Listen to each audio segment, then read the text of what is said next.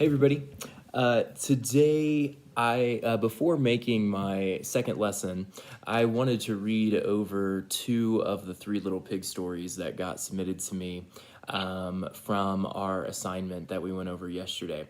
I want to thank the students who are participating. I know things feel a bit different right now, and they are going to feel a bit different for a little while, but I think the cool thing, reading your assignments and kind of reading through your Three Little Pig stories last night, something that was awesome to me was how normal it felt, kind of getting your assignments and seeing that creativity that I've seen throughout this school year. Students, I'm planning on uploading all of my videos to this channel. So if this is something that you'd be interested in following this year and seeing lessons like this is something you'd be interested in following, feel free to hit the subscribe button. When we are, finally able to get back in the classroom, I think I am going to continue to try to digitize my lessons like this and continue to upload videos to this channel. So definitely feel free to subscribe if this is something that interests you. I do really appreciate all the comments and responses that I've gotten so far. It's something I absolutely will continue to try to upload videos like this every week. So without further ado, I've picked two stories to read. Let me see if I can take a drink of this orange mango spindrift real quick. All right. So the first Three Little Pigs story, from a new perspective, this is from Serenity. I was at home with my wife and she was very sick and we needed a doctor fast. Now, I'm a wolf, and people don't like us in particular because a lot of us eat pigs because, well, that's what we do. We're carnivores, and what we eat is not our fault. But here's the kicker. My wife and I are vegetarian. We don't even eat pigs. I needed to make a phone call to the doctor fast, but we didn't have a phone, and it was a medical emergency. I went to our neighbor. When we got there, when I got there, it was made of straw. Now, who would build a house of straw? Wouldn't a stove just burn down the house the moment it came on?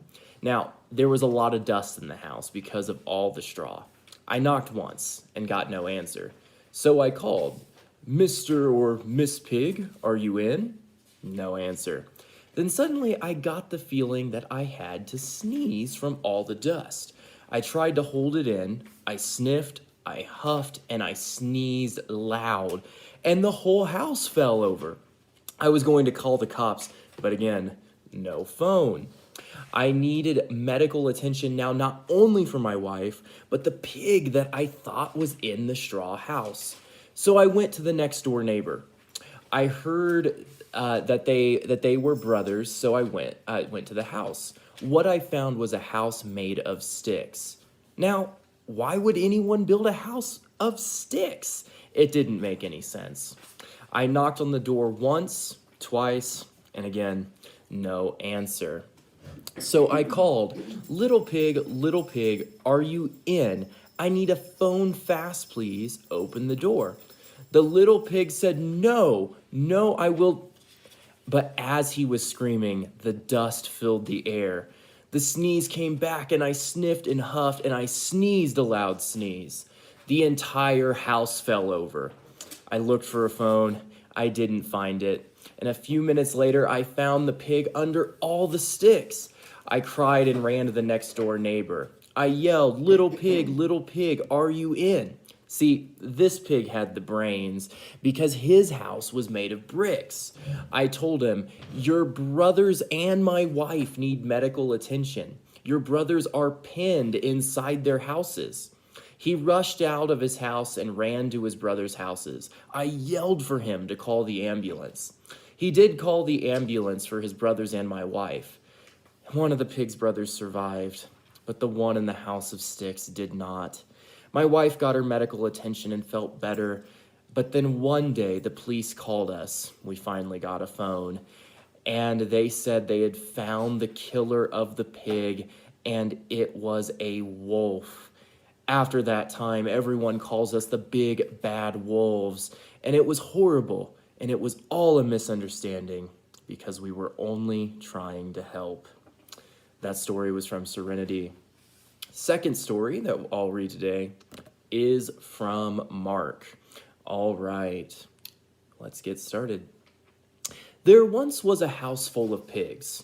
Now, the mother was tired of having her piglets freeload in her house, so she booted them all out. Now, they needed a place to live, but they couldn't afford to buy a house, so they had to rent. They hired a real estate agent to help them find houses that fit in their budgets. Now, the first piggy had spent all of his money on candy and soda and only had a bottle cap and a couple of pennies. Their real estate agent looked and looked and looked really hard for a house that rented that low and finally managed to find a house, but it was made of straw. The second piggy was a little smarter, but he only had $5.18. Scratch that, $5.13. This real estate agent found him a nice stick fort built by angry kindergartners. The third pig, however, was clearly the brains of the family. He had a job in marketing and owned a small online sock business outside of work. This real estate agent found him the biggest brick mansion in all of Fairy Tale Landia. Now, once the piggies moved in, the first and second brothers started to cause trouble. They trashed the house, broke noise code violations, and even managed to drill a 2-foot hole in both of their houses. Their landlord, the owner of Big Bad Wolf Estates, got very angry. So he huffed and he puffed and he signed an eviction notice. The pigs were mad. And so they decided they would make up an entire story, an elaborate story, to try to sue the owner of Big Bad Wolf Estates. So any propaganda that you might read on any bookshelves is part of a grand conspiracy, as this was simply a story of an eviction notice of 2 lazy pigs who weren't paying their rent. So, students, thank you so much for the stories that I got today. Please feel free, send more. Even if you aren't in these classes of mine, don't hesitate to share any stories that you might read. New stories, new interpretations of the Three Little Pigs.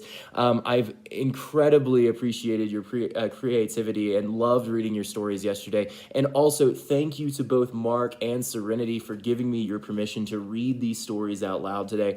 I super appreciate it. Keep watching the channel today. I do plan to launch into my second lesson on perspective today. This time we're going to be covering modern news events from an article published from the New York Times that covers different news coverages that you might read depending on the channel that you're watching.